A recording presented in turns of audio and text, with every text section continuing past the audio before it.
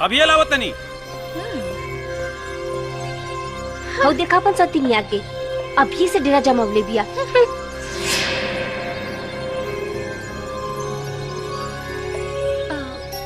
आज रात चाचा जी तोरा के डिनर पे बुलावले बाड़न। काहेला? अब ये तो उहे बताई है आइबो ना। जब चाचा जी इतना प्यार से पहली बार घर पर बुलावले बड़े तो हम जरूर आए। थैंक्स। यही बात पे ला। अरे ना ना हम खा के आइल बनी, तू खा।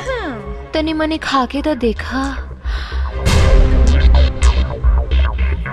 बहुत टेस्टी बा।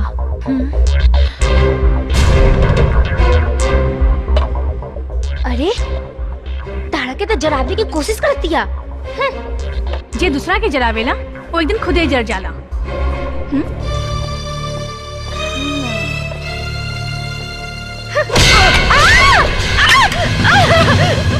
अरे बाबा धुआं निकला था।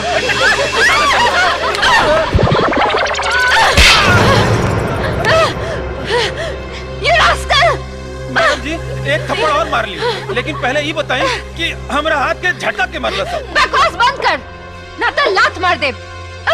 पूरा ड्रेस के सत्यानाश कर देलस। शिवम, हाँ? हम ड्रेस चेंज करे जाता हाँ, जाके ना गया। बाप रे बाप, भागा हो, बम फूटे से बच गई। तो नकल करे के भी अक्ल चाहिए। सोनिया, चाचा जी अभी लेना है नहीं? आ जाइए हन, इतना अगुताई का है बानी। शरबत पिया।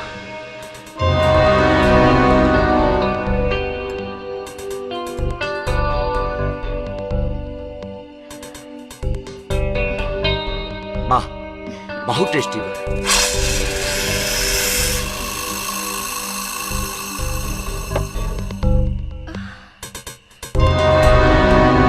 सोनिया तारा कुछ होता का? जो तोहरा के होके के चाहे वो हमरा के होता।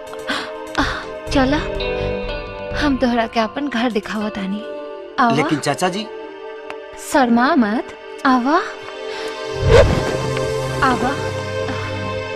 यह हमार बेडरूम, पास में गुदगर गद्दा और साथ में जवानी। रवा अकेले कहाँ बानी? सोनिया ही काम चले के कहलस हमके तभी एकरा नियत पे शक हो गिल रहे। चली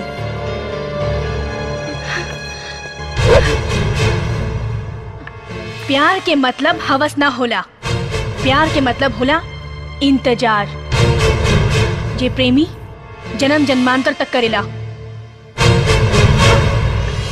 शिवानी, हमरा के माफ कर दो। केहू के स्वार्थ में आके एगो औरत के मर्यादा भूल गई नी। शिवम सिर्फ तोहार है और हमेशा तोहार ही रही। You made for each other. Thank you.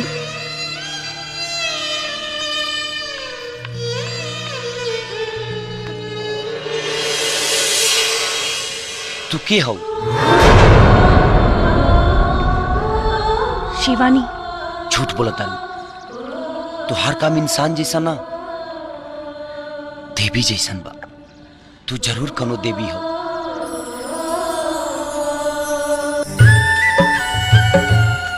रउआ भी तो हमार देवता है।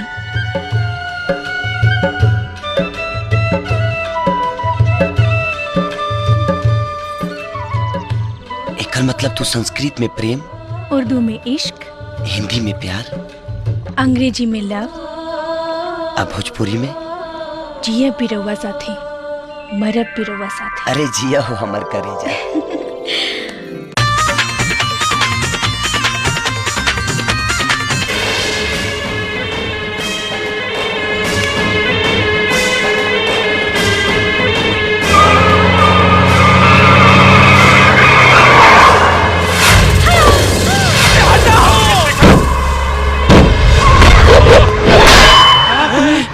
बाहर निकली। ए बारूद, वापस लौट जो। ई हमार होखे वाला ससुर है। इनकर जान बचावे खातिर तो हर बलि चढ़ावे से भी पीछे ना हटब। जो भाई जी, यही लौंडिया बिया जॉनी के बिटवा के बचावले रहे। हमनी के मकई के बाल नियन टिटावले रहे। देख ले साले के।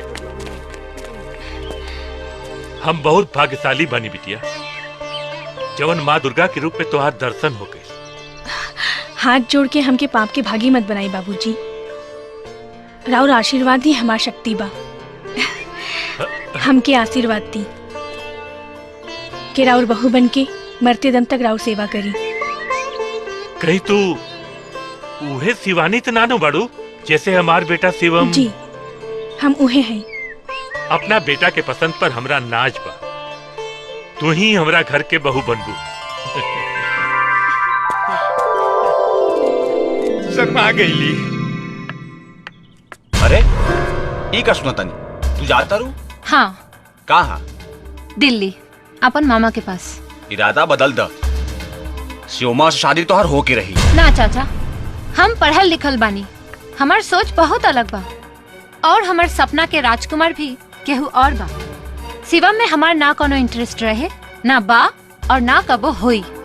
तो हर खुशीला हम जौन ना करे के रहे उहो कईनी, लेकिन अब ना। सोनिया, भले तू हार मान गई, लेकिन हम हार ना मान। तोहरा जौन करे के बा कर, हम जाता नहीं।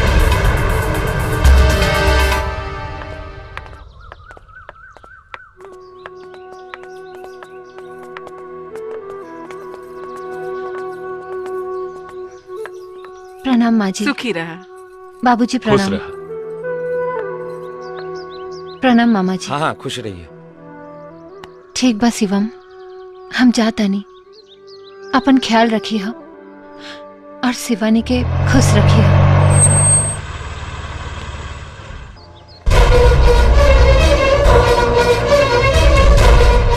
तुम लाख छुपाओ सीने में एहसास हमारी चाहत का, दिल जब भी तुम्हारा धड़का है आवाज यहाँ तक आई है।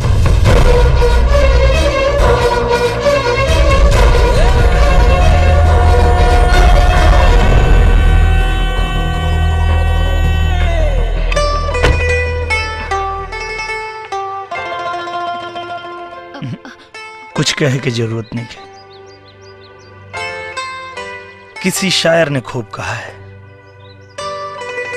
कोई दीवाना कहता है, कोई पागल समझता है, मगर धरती की बेचैनी तो बस बादल समझता है।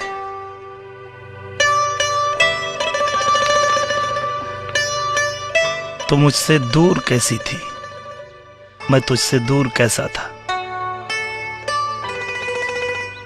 ये तेरा दिल समझता है या मेरा दिल समझता है।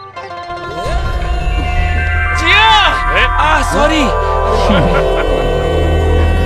चल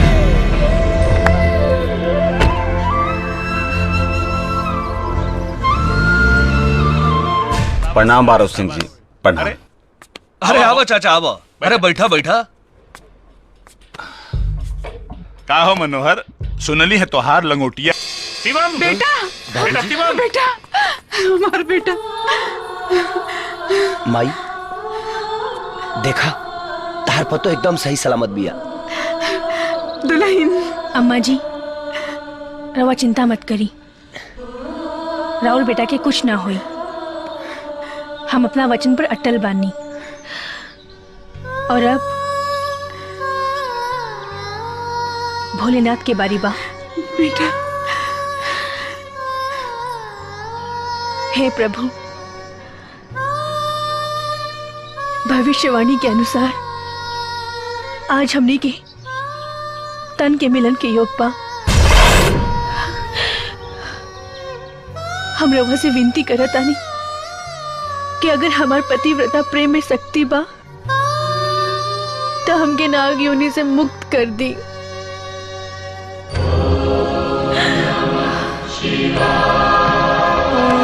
नमः शिवाय।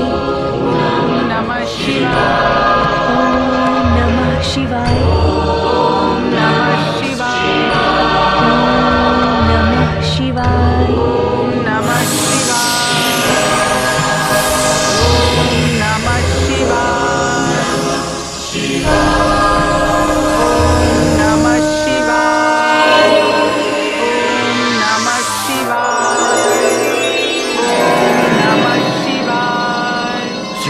अरे ई का करतानी जी? जोखा तानी कि नागिन निकलने के बाद वजन सही बा कि घटल बा। का हो भाई लोग, तू लासही मेहरारू देख के शादी करियो कि 4 दिन ना आइयो खई त गांव के लोग के पते ना चली कि मेहरारू खइले बिया कि भूखल बिया।